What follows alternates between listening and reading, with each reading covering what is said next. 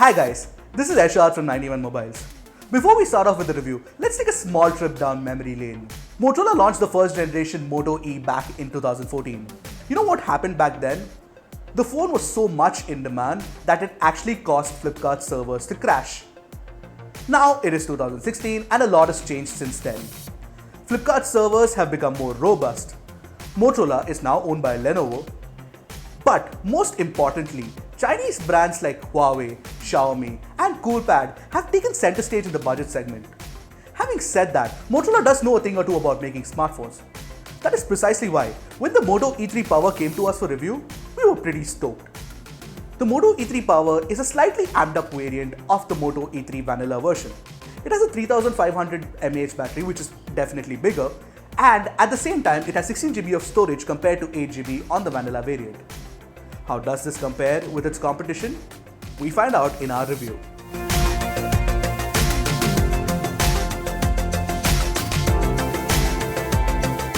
Before we delve into the other aspects of the Moto E3 Power, let's talk about the design. Visualize the Moto G4. Make it a little smaller. Voila! You have the Moto E3 Power.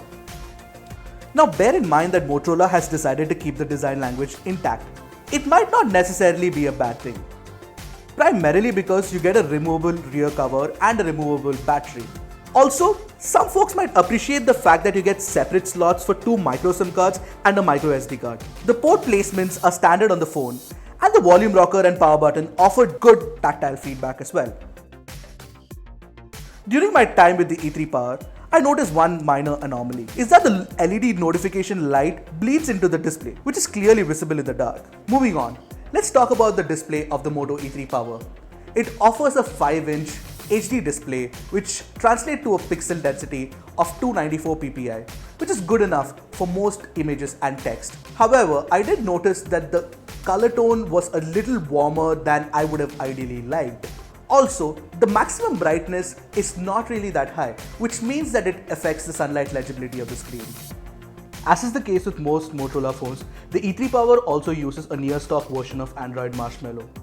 Also, you can definitely expect an upgrade to Nougat sooner than other Android phones when it does become official eventually.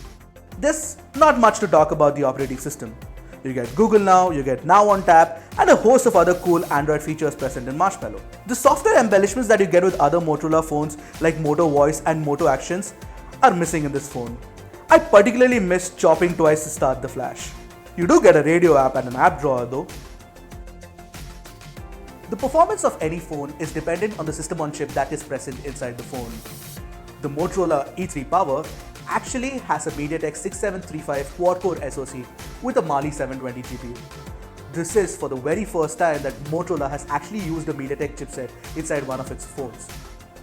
And for the very first time, I actually saw a Moto E phone behave sluggishly. Opening apps takes a long time and also closing down multiple apps. Thankfully, these instances are far and few in between and they shouldn't really break the experience. The multimedia performance of the Moto E3 Power is generally good across the board. Music playback is good through earphones, and it also managed to play my 1080p video test file. But the loudspeaker is a little muted and it doesn't get too loud. In typical Motorola fashion, the one area where the Moto E3 Power excels is in its impeccable call quality. Even in areas of high network congestion, the phone managed to latch on to calls and provide good sound quality through the earpiece. Coming to the bit where the Moto E3 Power actually gets its name from, the 3500 mAh battery inside it.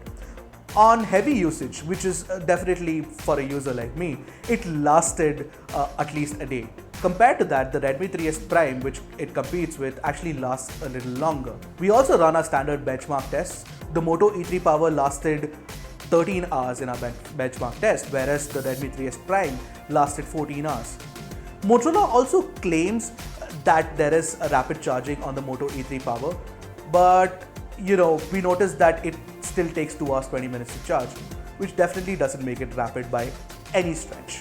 Moving on to the cameras, Motorola has included bigger sensors on the Moto E the third time round. The front camera can shoot images in 5 megapixel resolution, whereas the rear camera can shoot 8 megapixel images.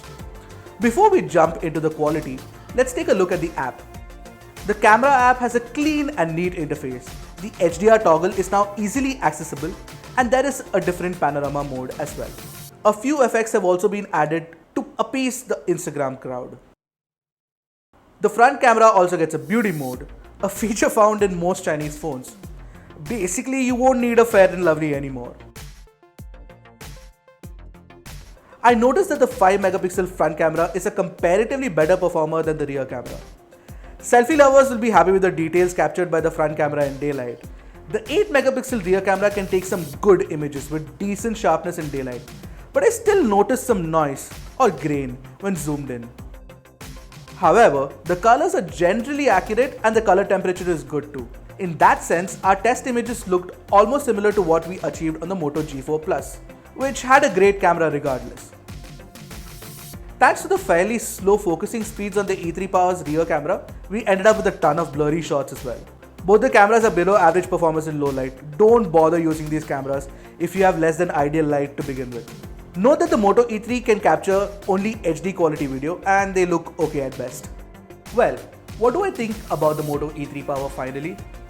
It is definitely a major upgrade over its predecessors, in that it offers a better camera, a bigger battery, and generally dependable performance across the board. However, that might just not be enough, especially since competing phones offer metal bodies or even better camera and sometimes even better gaming performance, a lot of things that people are looking for in the budget segment. While this might seem like the Moto E3 Power is not a good buy, but it's not the case, especially since you get the assurance of Android updates on time and you get an impeccably good call quality. Not to forget, Motorola's trademark reliability. Which one will you buy? It's your final decision. Thanks for watching my review of the Moto E3 Power. If you have any questions about this device or any other device in general, do shoot them in the comments below. Don't forget to like and share this video. Also, subscribe to 91 Mobile's page.